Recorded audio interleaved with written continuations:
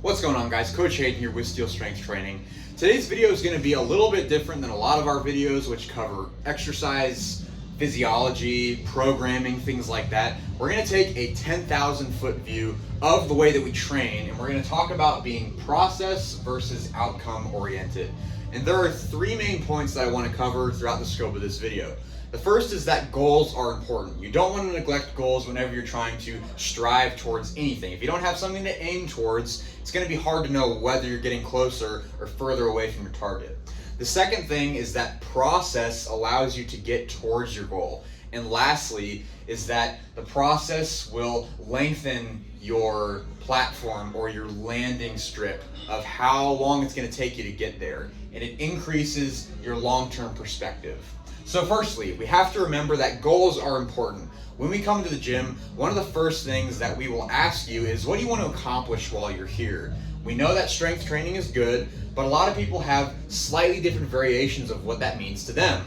We know that it's good to be stronger, leaner, healthier overall, more active, but some people have specific context when they think about that. They could either think, hey, I want to be able to pick up my grandkids when they come around. I want to be able to continue to run, to lift weights, to participate in some kind of sport as I age. I don't want my strength and my functionality to inhibit me from doing that. And that's all great. That's going to define the end goal of why we want to be training in the first place. Secondly, is that process leads us to the goal. So one great parallel example that I compare the way that we view training and how we continue to make progress in the gym is the stock market. So let's say that you decide to buy a couple of holdings in some single stocks. And let's start at the bottom of the graph here. Hopefully you're not going to be valuing each share at $0, but we're going to start at the bottom of this y-axis. So as we begin with our holdings in stocks, we see that the market will manifest some sort of increase, and then hey, something happens, it dips back down.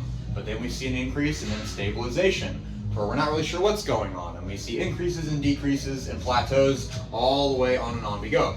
But as you'll see over time, is that as the years go on, you will see a gradual, but pretty confidently knowing that we are going to see some steady gains up to this goal of whatever you have in your 401k or Roth IRA or whatever it is. So when we think about how this translates to the way that we perceive training in the gym, it's very similar.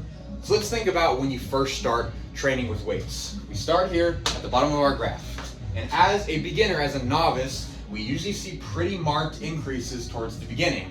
And oftentimes they can be very exponential. Your strength, your fat loss, your muscle gain is all very pronounced because you're very sensitive to the training. People have differences with that. Some people are more sensitive than others, but overall, we see marked increases at the beginning.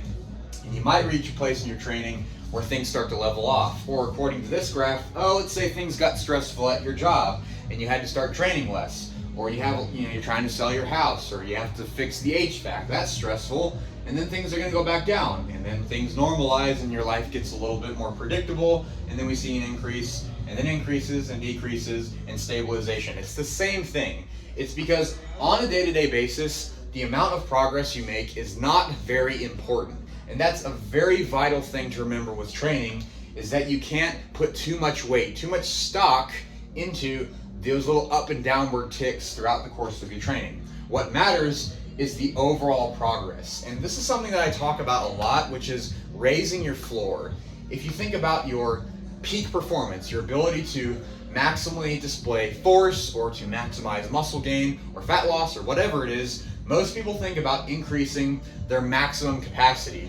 Where I, over the years, have changed my mindset to be about raising my minimums, because over the years, as I get stronger or build more muscle mass or maintain a low percentage of body fat, I think, hey, my minimum squat performance was this 1 year ago, but now it's increased 2 years later.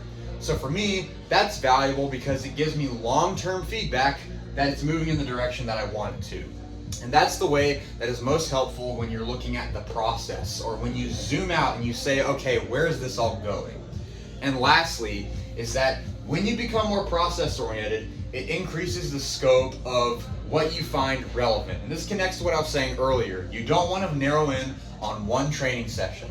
Even if you miss a lift, or you misjudge your RPE, or even if you fail lifts, it doesn't really matter in the grand scheme of things, because one workout is nothing in comparison to decades of progress, which is what we have in mind for all of our clients. We want you to be doing this for the rest of your life, for the long haul. So when we think about the course of decades, the goal that we're reaching is way down the line over here.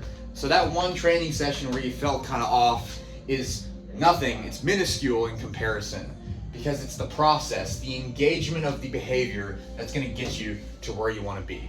So this is a little bit more philosophical, a little more mindset coaching, but it's very important when you come into the gym, because so many things can go not exactly the way you expected them to, but that's okay, and you have to embrace the process. Everyone goes through it. Even the most elite, genetically gifted people will encounter those dips and those peaks, and they have to ride the waves as they come.